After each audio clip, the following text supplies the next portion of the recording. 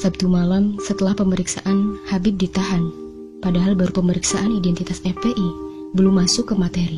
Proses penyidikan belum selesai, tapi tangan sudah diborgol dan ditempatkan di tahanan narkoba dengan alasan agar tidak melarikan diri, tidak menghilangkan barang bukti, dan tidak mengulangi perbuatan. Habib penuhi surat pemanggilan dengan kooperatif dan datang sendiri, tapi Polri menyampaikan menyerahkan diri dan main menahan meski penyidikan belum selesai dan belum masuk materi.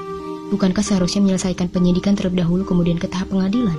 Disampaikan bahwa Habib ditahan karena melanggar prokes. 5 lainnya dikenakan pasal 93 Undang-Undang Nomor 6 Tahun 2018 tentang kekarantinaan kesehatan. Apakah Petamburan masuk ke daerah kekarantinaan?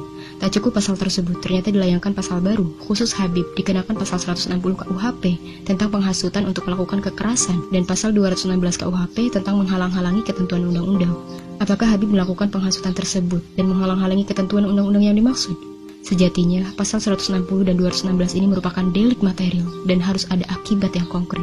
Di sisi lain, pasca penembakan terhadap 6 anggota FPI masih sepi, tempat penembakan tak menyisakan jejak sama sekali. Tak ada garis polisi, semua bersih seolah tak terjadi. Saksi mata yang memandikan jasad korban sudah menyampaikan dengan sejelasnya. Keluarga sudah menyampaikan dengan dukanya. Bahkan barang handphone yang dimiliki korban tak pernah dikembalikan. Kemudian kasus korupsi yang ditangkap dalam 2 pekan waktu itu, seolah membias dan tak dipertontonkan kembali.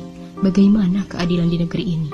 Korupsi bermiliaran rupiah merugikan negara dan merampas hak warga yang kelaparan, warga yang kesulitan, dan hanya berharap dari dana bansos yang ternyata dikurangi. Banyak ulama yang berbicara tentang ketidakadilan belakangan ini, tentang kezoliman ini, walau bagaimanapun adanya, kebenaran harus tetap ditegakkan. Kami tak punya tangan yang bisa berkuasa dan menentukan. Kami hanya punya hati yang rasanya detik ini merasakan sakit kering sampai ke kerongkongan, melihat kebenaran yang dibeli karena jabatan.